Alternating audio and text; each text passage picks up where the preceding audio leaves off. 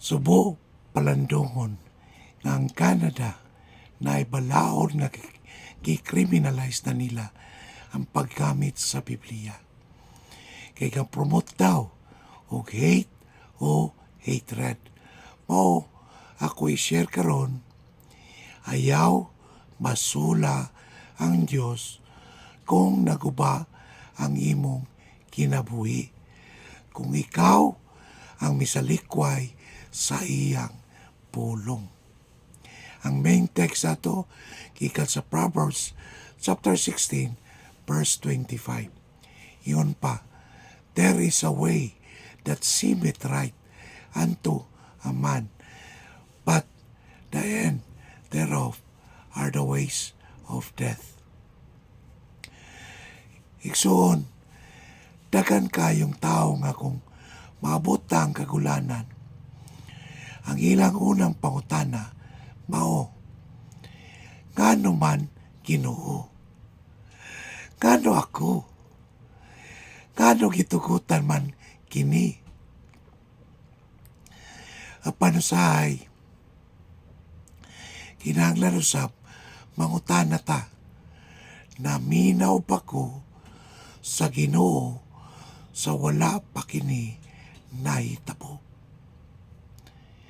Dagang tao ang gusto sa panalangin sa Diyos apan dili gusto sa iyang pagmando. Gusto sila og langit apan dili gusto sa hari sa langit. Gusto sila og kalinaw apan dili gusto sa pagka masinuktanon. Gusto sila og kaluwasan apan walay paghinulsol. Ang mensahe karon dili aron pasanginlan ang tanang nagsakit o nagsakit. Ang Biblia klaro nga nagtudlo nga dili tanang pagantos bunga sa personal nga sala. Si Job matarong apan nagantos. Ang taong buta sa John chapter 9 dili tungod sa iyang sala. Apan ang Biblia usab nagtudlo nga kung ang tao tinuyo nga mosalikway sa pulong sa Dios, adunay mga sangputanan ang iyang gipili. Choices pa, no? Ang Dios naghatag o giya pinaagi sa iyang pulong. Sa Proverbs 16 verse 25, palikon nako, there is a way that seemeth right unto a man, but the end thereof are the ways of death. Kung exegete nato, no, ang pulong seemeth right, nagpasabot nga sa pananaw sa tao, sakto. Dili kinahanglan nga dautan talahon, logical, popular, o goso.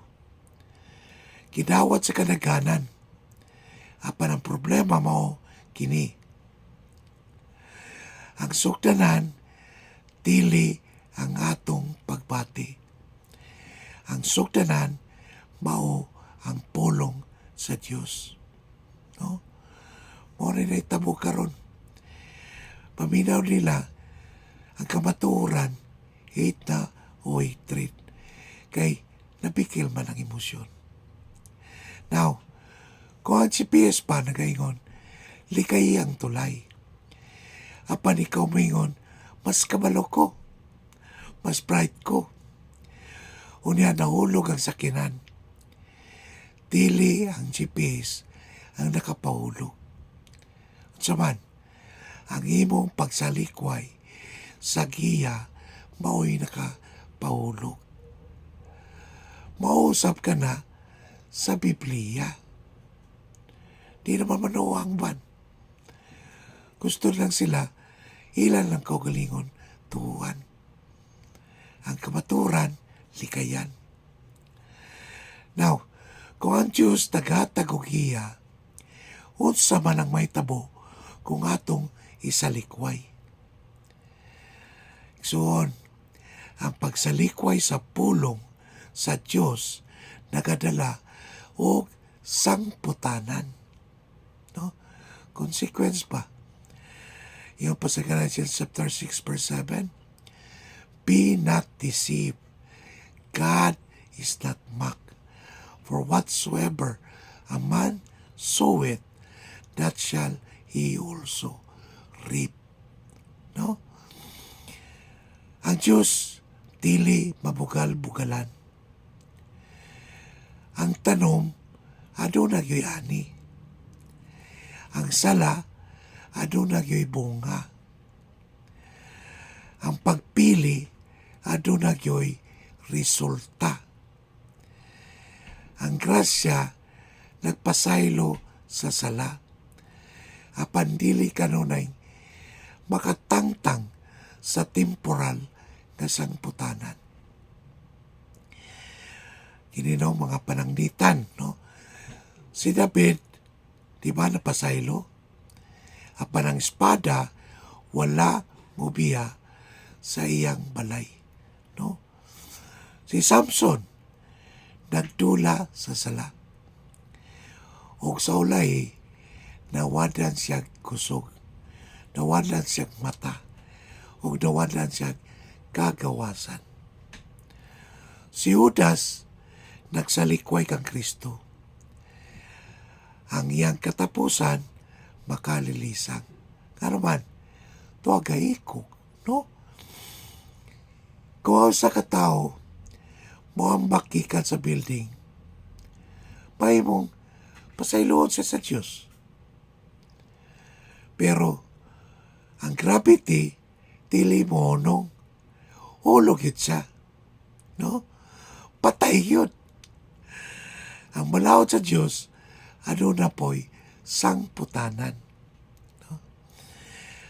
Apan ganong dagang tao gyapon ang musalikway. Dagan ang gusto sa panalangin, no? Apan dili sa pagtuman. Sa muli akong gisulti kanina. Diba? No, atong basahon sa Luke chapter 6:46. Yun pa. And why call ye me Lord, Lord, and do not the things which I say? No? Manawag ka. Hindi ka mutuman. No? So si Jesus wala nang utana kung nagsimba ba sila. Ang pangutana mo, nganong kitawag ninyo akong Ginoo? Apan wala ninyo buhata ang akong gisulti. Ang tinuod kapag to, makita sa pagtuman. Sama pa sa pasyente ba? Muadto og doktor. Kaya tagag tambal. Pero wala inuma o kaya kiluwa ang tambal. Unya, pagbukarapi, mubalik. Kinsa ito siyang sala? Dili sa doktor ang sala. Ang pagsalikway sa tambag mao'y hinungdan. Mauusap ka na sa Biblia. O si Jesus mismo naghatag o hulagway niini. No, sa isa ka parabol niya, nagiyon siya, duha ka tigtukod, duha ka pundasyon. Mabasa na to sa Matthew chapter 7, 24 to 27. Okay? Basahon na to ang tibok teksto. No? Therefore, whosoever heareth these sayings of mine, and doeth them, I will liken him unto a wise man, which built his house upon a rock. And the rain descended, and the floods came, and the winds blew and beat upon that house. And it fell not, for it was founded upon a rock. Usbon ako, for it was founded upon a rock. And everyone that heareth these sayings of mine, and doeth them not, katuwabi to, shall be likened unto a foolish man, which built his house upon the sand. And the rain descended, the rain descended, and the floods came, and the winds blew, and beat upon that house, and it fell, and great was the fall of it. No? Tanawon ba na to ba? Makita na to kung sa yung pag-iksitsitan niya. Yun pa, parehong nakadungog.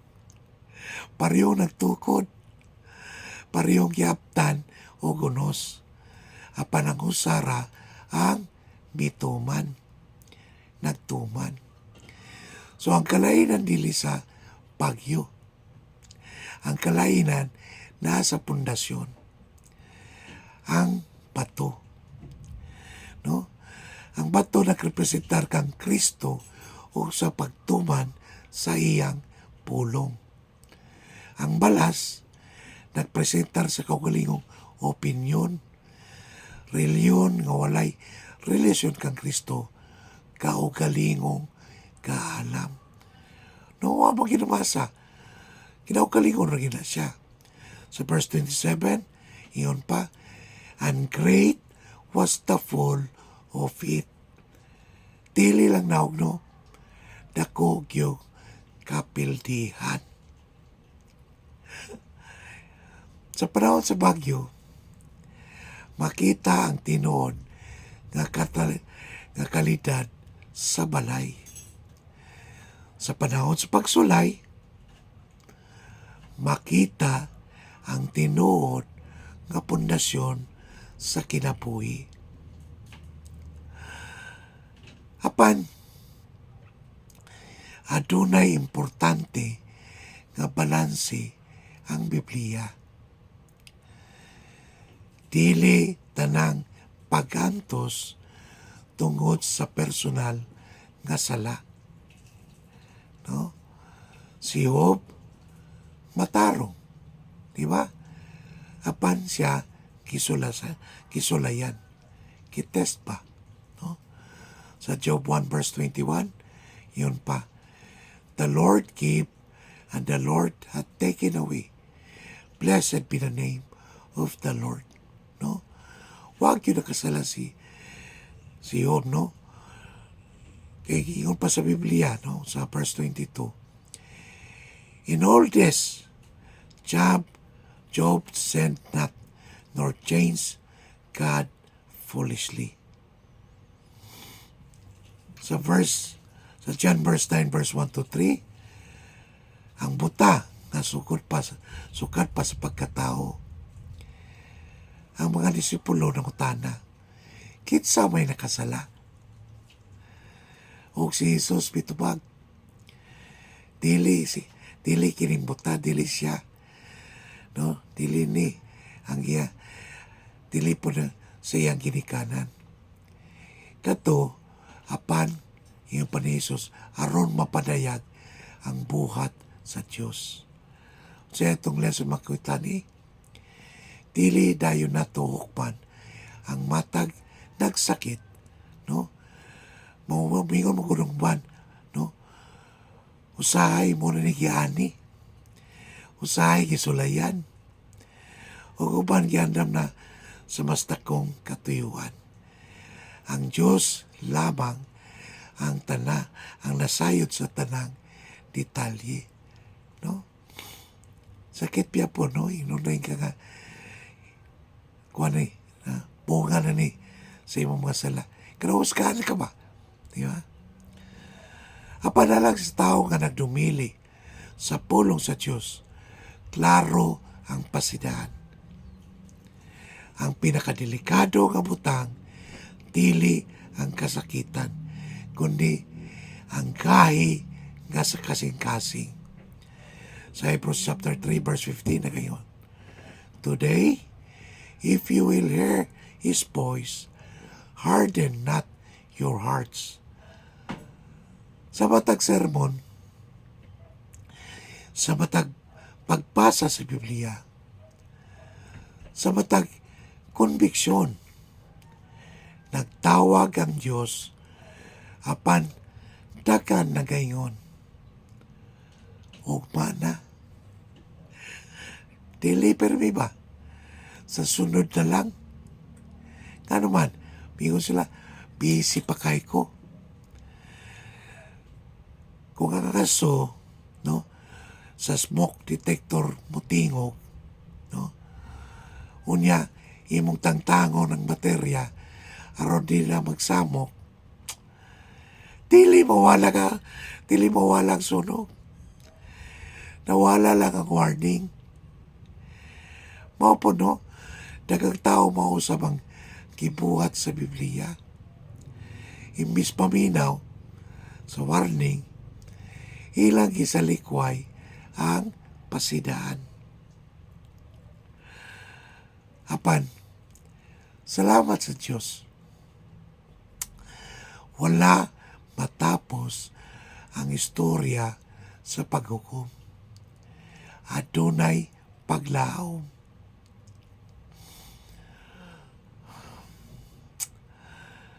Ang Diyos nagatawag sa paghinulsol. Sa Isaiah 55 verses 6 to 7, nagayon, seek ye the Lord while He may be found. Nanawaragot ang gugma sa Diyos. Dili siya nagaingon, ayaw na pagbalik. Nagaingon siya, balik. Nagaingon siya, I will have mercy. I will abundantly pardon. Ang krus, no? Dito sa krus, si Jesus wala mamatay alang sa matarong. Piyatubang siya sa silot nga ngay unta para nato. Gidawat niya ang kasuko sa Diyos, patok sa sala, aron kita makadawat sa kapasayloan pinaagi sa pagtuo. Iyong gali sa Romans chapter 5 verse 8.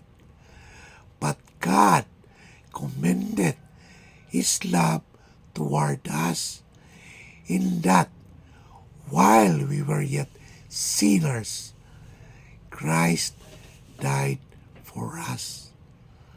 No? Again, sa John 14:6, ingon, I am the way, the truth, and the life. Ang kalibutan, nagaingon, pangita ang imong kaugalingong dalan. Pero si Jesus, nagaingon, ako mao ang dalan. Tingali, no? Tingali adunay laminaw karon nga daganang kasakit, no? Daganang kapildihan. Napildi pa. Nawadaan. Naguba ang pamilya. Naguba ang kaminyon. Naguba ang kinabuhi. Ako nakabangon rin ko. No? Igsoon, ayaw pag-unaw na nga, wala na'y paglaom. Apan, pangutan na usap ang imong kaugalingon. Asa ba ko nagtindog? Sa pulong ba sa Diyos? O sa akong kaugalingong gusto? Ang Biblia, dili maoy nagdala kanimo sa kalaglagan. Ang pagsalikway sa Biblia mo'y nagdala nimo, no? Ngadto dito. Apan, karong adlaw ba, apri pa ang pultahan sa grasya. Ang mga kamot nga gilansa sa krus, apri gihapon alang sa makasasala. Higala, igsuon, kung wala pa ka maluwas, ayaw lata nga ang imong balay mahog noona. Ayaw lata ang ospital. No? Ayaw lata ang lungon. Ayaw lata ang pagulat sa katapusang ginawa. Ako ganiyaw, ning kamot pa. Pero yagi ko kangikitan mo nang nagyog ko'y consequence po. Sa 2 Corinthians chapter 6 verse 2 na ngayon. Behold, now is the accepted time. Behold, now is the day of salvation. Si Jesus wala mamatay. Aron lang mapauswag ang imong kinabuhi. Namatay siya aron luwason ka, no? Gikan sa sala ug sa walay katapusang silot. Bisan daghan ka ng pagsalikway, no?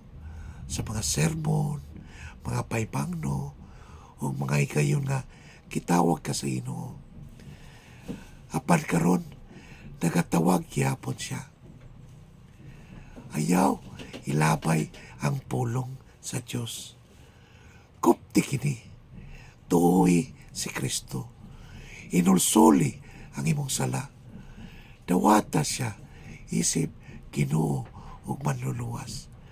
Kaya ang tao nga motukod siyang kinabuhi, ibabaw kang Kristo. Dili malikayan ang mga unos.